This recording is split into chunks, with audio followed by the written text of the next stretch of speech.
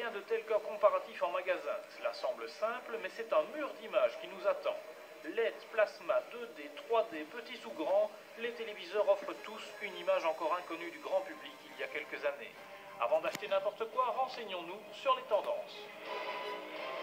On vend principalement du LED. Le plasma va vraiment plus cibler les cinéphiles qui veulent vraiment la qualité d'image pure avec le contraste et la profondeur des noirs.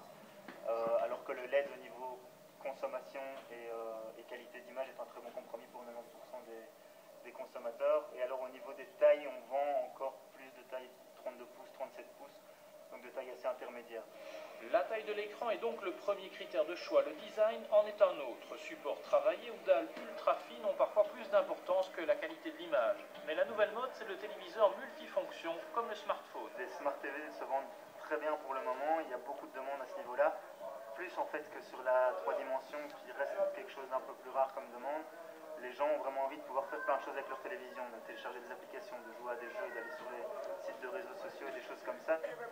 Reste l'épineuse question de la 3D, de moins en moins épineuse d'ailleurs, puisque presque toutes les télés de 40 pouces, soit 1 mètre de diagonale, en sont équipées. Mais ce n'est pourtant pas encore le rush sur les lunettes, car l'offre des programmes 3D est limitée.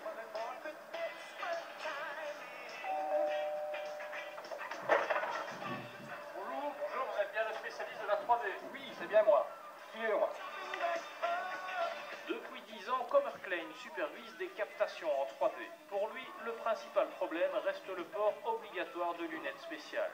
Pour l'instant, on a le choix entre les téléviseurs 3D avec les lunettes actives, c'est-à-dire où il faut mettre des piles dedans, et les lunettes passives, c'est-à-dire des lunettes en plastique comme on utilise dans pas mal de cinémas, avec des filtres polarisés. Je pense, moi, que pour une utilisation domestique, c'est ceci qui est vraiment préférable parce que gérer les lunettes actives est un problème et ça nuit au plaisir de la 3D. Heureusement, la présence de la 3D n'impose pas de compromis en 2D. Les programmes les plus recherchés sont les films, la musique et le sport. Pour le sport, j'étais très agréablement surpris quand j'ai commencé à travailler là-dessus. Parce que non seulement on est plus impliqué au jeu, mais c'est vraiment utile, on comprend mieux où passe la balle et ce que font les joueurs. Et je trouve que ça rajoute vraiment beaucoup à la transmission, disons, du match.